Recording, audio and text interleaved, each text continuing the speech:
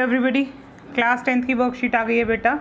राजनीति विज्ञान की फेडरलिज्म कल हम पढ़ रहे थे, संघवाद, उसी के बारे में ये वर्कशीट है। इस चैप्टर को ध्यान से पढ़िए, रीडिंग करनी शुरू कर दीजिए। कुछ पोर्शन इसका कल कवर कराया गया था, कुछ पोर्शन आज कवर करा रहे हैं। किसी भी संघीय व्यवस्था की तरह अपने देश में संविधान के द्वारा केंद्र और राज्य सरकारों के बीच विधायी शक्तियां या विधायी अधिकारों का बंटवारा कर दिया गया है और 3 सूचियों में बांटा गया है। इसके अलावा एक चौथी सूची के बारे में भी बात करेंगे, वो जो यहाँ पर नहीं दी गई है।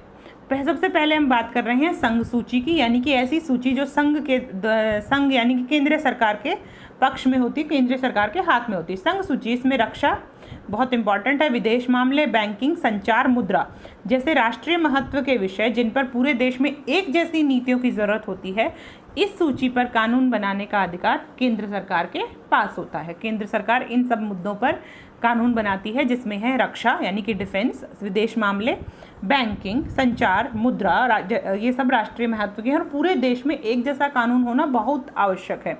अब हम आते हैं राज्य सूची पर, जिस पर सिर्फ राज्य सरकार ही फैसला ले सकती है।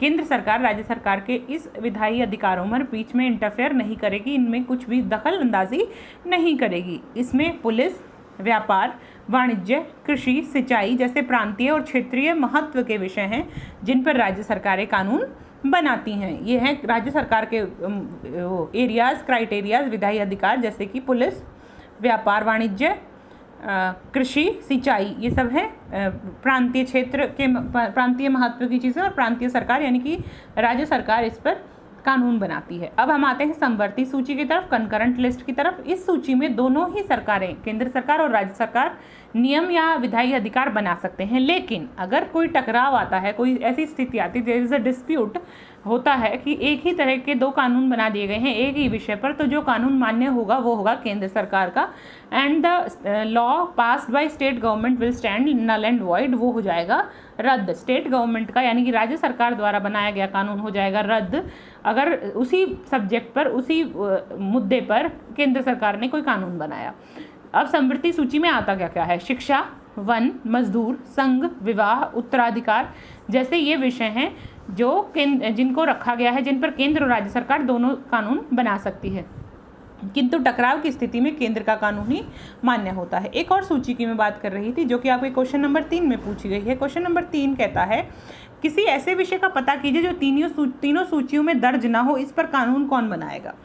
यहाँ पर एक चौथी सूची की चर्चा की गई है। यहाँ पर अगर ऐसी कोई सूची होती है, ऐसा कोई कानून होता है जिसको तीनों सूचियों में नहीं रखा गया है, उसमें से एक बहुत इंपॉर्टेंट और बहुत पॉपुलर कानून है आईटी एक्ट। आईटी एक्ट बनाया गया था जब आईटी आई, यानी कि देश में कंप्यूटर और इंफॉर्मेशन टेक्नोलॉजी का रेवोल्यूशन हुआ।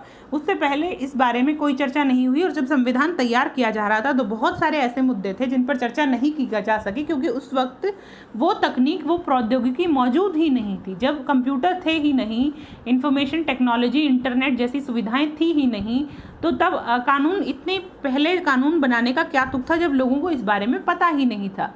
तो कई बार ऐसी शक्तियां होती हैं, ऐसे कानून होते हैं, ऐसी विधायी अधिकार होते हैं जो नए लागू किए जाते हैं, क्योंकि परिवर्तन हो रहा है प्रौद्योगिकी में, तकनीकी में।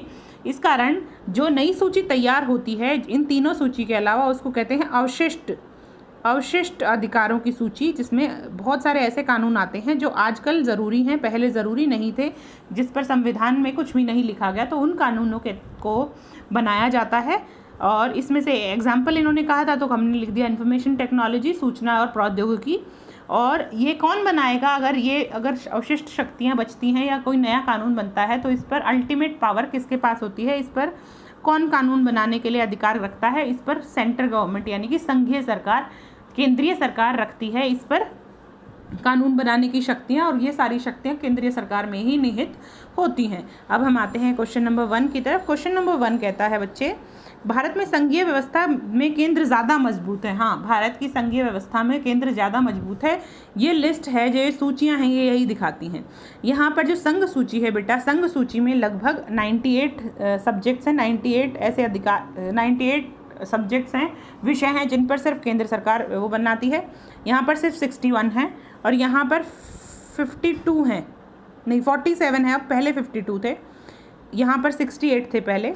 तो ये अधिकार हैं 61, यहाँ 98, और यहाँ 47, ये पहले 97 थे। तो केंद्र सरकार के पास ज़्यादा विषय हैं कानून बनाने के लिए, राज्य सरकार के पास कम है। और फिर आती है यहाँ समवर्ती सूची की बात, जो अधिकार भी अगर कोई टकराव होता है तो अल्टीमेटली बात किसकी मानी जाएगी, केंद्र सरकार की। यानी कि ये भी केंद्र सरकार, ये वाला पोर्शन भी केंद्र सरकार, ये वाला पोर्शन भी केंद्र सरकार। और एक अभी अभी हमने पढ़ा अवशिष्ट शक्तियाँ, जिसके कानून कभी बने ही नहीं थे हमारे संविधान में, जिसके बारे में कोई चर्चा नहीं है, जो नए बनेंगे उन कानूनों की भी जो अल्टीमेट अथॉरिटी है, उसकी जो शक्तियां हैं वो किस में निहित हैं, वो भी केंद्र सरकार में निहित होती हैं। इसलिए हम लोग जिस संघवाद की बात करते हैं उस संघ में हमारा केंद्र बहुत मजबूत है। शिक्षा समवर्ती सूची का विषय है। हाँ, अपने आसपास 2 स्कूलों के नाम लिखे जो केंद्र और राज्य सरकार द्वारा बनाए गए हों। देखिए, government girls senior secondary school, जिसमें हम लोग पढ़ते हैं और हम लोग पढ़ाते हैं, उसमें गर्ल्स स्कूल होता है, GSKV होते हैं। राजकीय प्रतिभा विद्यालय होते हैं, ये होते हैं स्टेट गवर्नमेंट, यानी ये तुम्हारी दिल्ली सरकार के अंडर आते हैं। अब देखिए, नवोदय विद्यालय आपने सुना होगा, और सेंटर स्कूल, केंद्रीय विद्यालय, ये दोनों ही स्कूल आपके सेंटर गवर्नमेंट यानी केंद्र सरकार के अंडर आते हैं। ये है केंद्र सरकार के, ये शिक्षा से ही रिलेटेड है, नवोदय विद्यालय और केंद्रीय विद्यालय, और सर्वोदय विद्यालय और राजकीय विद्यालय ये आते हैं आपकी राज्य सरकार के अंडर, और ये वाले आते हैं केंद्र सरकार के अंतर्गत। आई होप ये सारी क्वेश्चन आंसर आपके क्लियर हो चुके हैं। अगर कोई डाउट हो तो कमेंट कीजिएगा। मिलते हैं कल नई वर्कशीट के साथ। कल आने वाली है साइंस और मैथ्स की वर्कशीट, और मैं साथ साथ इसी चैनल पर, यूट्यूब चैनल पर जो कम्युनिटी आती है, जो पेजेस आते हैं या जो इन्फॉर्मेशन आती है, उसको देखते रहिए, क्योंकि उस इन्फॉर्मेशन के साथ ऊपर डिस्क्रिप्शन में मैं लिखती हूँ कि कौन सी क्लास कब होगी दिल्ली गवर्नमेंट, क्योंकि 9th और 10th की भी मैथ्स और साइंस की क्लासेस करा रही है रेगुलरली ऑल्टरनेट डेज पर।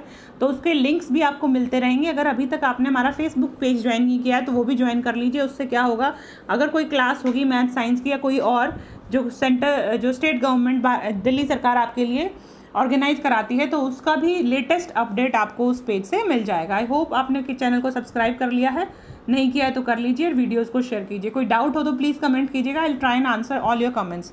मिलते हैं कल। Keep learning, keep growing, keep smiling and keep studying. Bye bye बेटा, टेक केयर।